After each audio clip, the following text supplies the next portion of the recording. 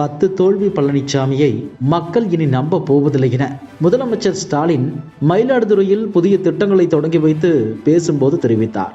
ஒரு காமெடி திரைப்படத்தில் வரும், அதற்கெல்லாம் நீ சரிப்பட்டு வரமாட்டாய், அந்த மாதிரி அவர்கள் முடிவுக்கு வந்து விட்டார்கள்.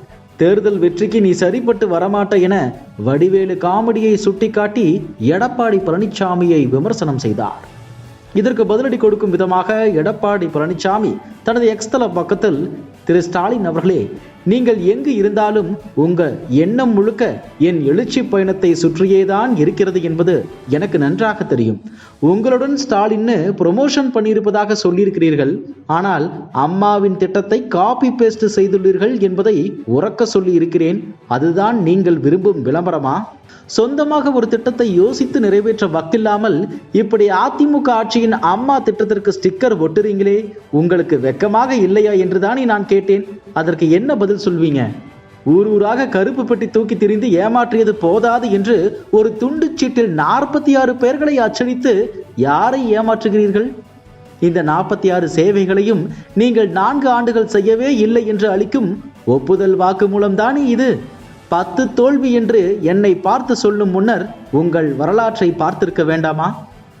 2011 சட்டமன்ற தேர்தலில் எதிர்க்கட்சியாக கூட வக்கில்லாமல் மண்ணை கவ்வி ஓட்டம் பிடித்தது நீங்கள் தானே. அதன் பிறகு வந்த உள்ளாட்சி தேர்தலில் திமுக படுதோல்வி. 2012 சங்கரன் கோவில் இடைத்தேர்தலில் தோல்வி. புதுக்கோட்டை இடைத்தேர்தலில் நின்றால் டெபாசிட் கூட தேராது என்று போட்டியிடாமல் ஓடியது திமுக.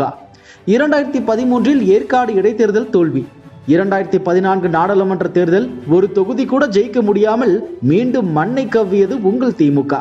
2015 ஆர்கே நகர் இடைத்தேர்தல் பக்கமே திமுக வரவே இல்லை. ஸ்ரீரங்கம் இடைத்தேர்தலில் போட்டியிட்டு படுதோல்வி. 2016 சட்டமன்ற தேர்தல் தமிழ்நாடு மறக்குமா? ஒரு ஓட்டை சைக்கிளை தூக்கி கொண்டு எடுத்த நாள் முதல் இந்த நாள் வரை வண்டியை விடவில்லைன்னு ஊரூராக ஓட்டி சென்று தமிழ்நாட்டில் ஒரு டீ கடை விடாமல் டீ குடித்தும் மக்கள் யாரும் உங்களை கண்டுக்கவே இல்லை. அதிமுக ஆட்சி, அம்மாவின் ஆட்சி மீண்டும் மலர்ந்தது. நீங்கள் சட்டையை கிழித்துக் கொண்டு பேரவையில் இருந்து ஓட்டம் பிடித்ததுதான் மிச்சம். 2017 ஆர்கே நகர் இடைத்தேர்தல் வந்ததே, அதில் கூட 3வது இடத்திற்கு தள்ளப்பட்ட படுதோல்வி கட்சி தானே உங்கள் திமுக. இப்படி ஒரு தேர்தல் வரலாற்றை வைத்துக்கொண்டு என்னை பற்றி ஸ்டாலின் பேசலாமா? இதில் சினிமா வசனம் வேறு. அதுக்கு நீ சரிப்பட்டு வரமாட்ட என்று கூறுகிறார். திரு ஸ்டாலின் அவர்களே, நீ எதுக்குமே சரிப்பட்டு வரமாட்ட என்பதைத்தான் மக்கள் சொல்லிட்டு இருக்காங்க. இந்த திரைப்பட காமெடி ஒன்று வருமே, யாரோ இவன் மூளைக்குள்ளே போய் இவனை டாக்டர்னு நம்ப வச்சுட்டாங்க என்று. அது மாதிரி யாரோ சிலர் ஸ்டாலின் மூளைக்குள்ளே போய் இவர் நடத்துவது நல்ல ஆட்சிதான் என்று நம்ப வைத்து விட்டார்கள் போல. குட் பாய் சொல்ல போறாங்களாம் மக்கள்.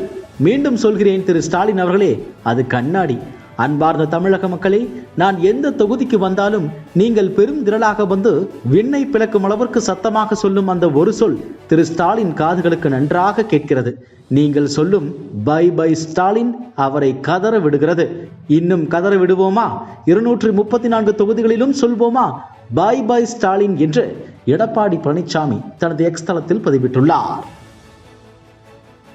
இதுபோன்ற செய்திகளை மேலும் தெரிந்து கொள்ள எங்களது யூடியூப், ஃபேஸ்புக் மற்றும் ட்விட்டர் ஆப்களை சப்ஸ்கிரைப் செய்யவும்.